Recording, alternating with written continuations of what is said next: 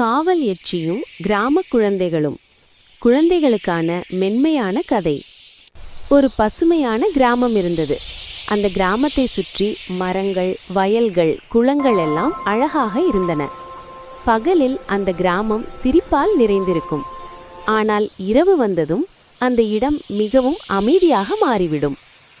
அந்த கிராமத்தில் ஒரு பழைய நம்பிக்கை இருந்தது. இரவில் கிராமத்தை யாரோ காப்பாற்றுகிறார்கள் என்று அனைவரும் சொல்வார்கள். யாரும் பார்த்ததில்லை. ஆனால் ஆபத்து வந்தால் அது அருகே கூட வராமல் மறைந்து போய்விடும். முழு நிலா ஒளிரும் இரவுகளில் காற்று மெதுவாக வீசும்.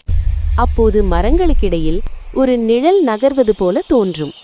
அது ஒரு காவல் எச்சி என்று கிராம மக்கள் நினைத்தார்கள்.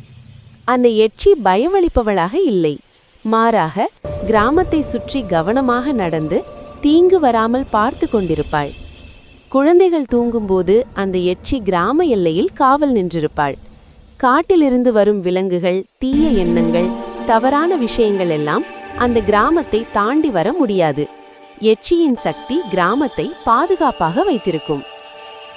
காலையில் சூரியன் உதிக்கும் போது கிராமம் எப்போதும் போல பாதுகாப்பாக இருக்கும். குழந்தைகள் மகிழ்ச்சியாக விளையாடுவார்கள். பெரியவர்கள் நிம்மதியாக வேலை செய்வார்கள். எல்லாருக்கும் தெரியாமல் எச்சி தனது வேலையை செய்து கொண்டிருப்பாள். ஆனால் உண்மையில் அந்த எச்சி யார்? அவள் ஒரு பயங்கர உருவம் அல்ல. அவள் அந்த கிராமத்தின் நல்ல மனசு. ஒருவரை ஒருவர் கவனித்துக் கொள்வது, இயற்கையை பாதுகாப்பது, நல்ல பழக்கங்களை பின்பற்றுவது, இது எல்லாம் சேர்ந்ததே அந்த காவல் எச்சியின் உண்மையான முகம். இப்படியாக காவல் எச்சி கிராமத்தையும் குழந்தைகளையும் காப்பாற்றிக் கொண்டே இருப்பாள். இந்த கதை நமக்கு சொல்வது, நல்ல எண்ணங்களும் நல்ல பழக்கங்களும் இருக்கு.